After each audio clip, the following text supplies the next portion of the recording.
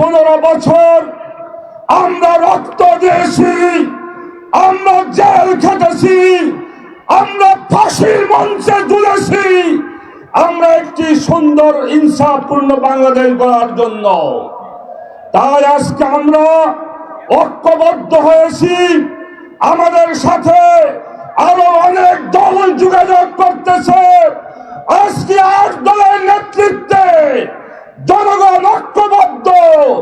ইনশাআল্লাহ যদি আপনারা ঐক্যবদ্ধ থাকেন, আগামী বাংলাদেশ হবে ইসলামের বাংলাদেশ, আগামীর বাংলাদেশ হবে সৎ লোকের বাংলাদেশ, আগামীর বাংলাদেশ হবে ইনসাফের বাংলাদেশ। আরেকটি কথা বলতে চাই, সামনে জাতীয় নির্বাচনের লেভেল প্লেইং ফিল্ডের কথা বলা হচ্ছে। আমরা লক্ষ্য করছি প্রশাসন বিভিন্ন জায়গায় কোন একটি দলকে সহযোগিতা করে যাচ্ছে। পরিষ্কার কথা বলি, প্রশাসন আপনারা যদি এই কথা মনে করেন আগামীতে অমুক দল ক্ষমতায় আসবে, আপনারা ভুলের মধ্যে আছেন। আজকে জনগণ ঐক্যবদ্ধ হয়েছে। জনগণ আগামীর বাংলাদেশে কোন চাঁদাবাজ, কোন সন্ত্রাসবাদকে দেখতে চায় না, কোন কারো টাকা বেশি শক্তিকে দেখতে চায় না।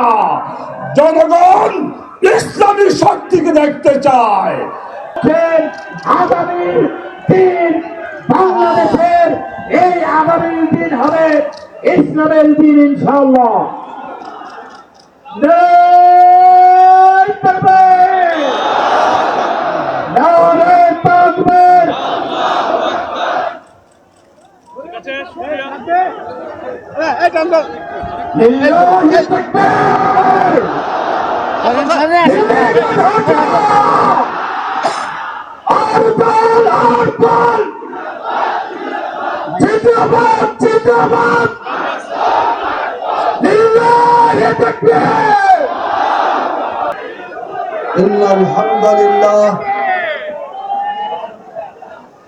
ইন্নাল হামদুলিল্লাহ والصلاة والسلام على رسول الله وعلى آله وأصحابه أجمعين।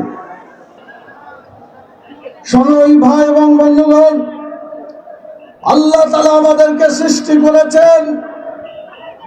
এই দুনিয়াতে আল্লাহ তাআলা আমাদেরকে তার গোলামি করার জন্য সৃষ্টি করেছেন। এই গোটা দুনিয়া আল্লাহর, আসমান আল্লাহর, জমিন আল্লাহর, সমস্ত কিছু আল্লাহর, বাংলাদেশ আল্লাহর। আমি জিজ্ঞেস করি, সবকিছু আল্লাহর, অতএব আইন চলবে কার?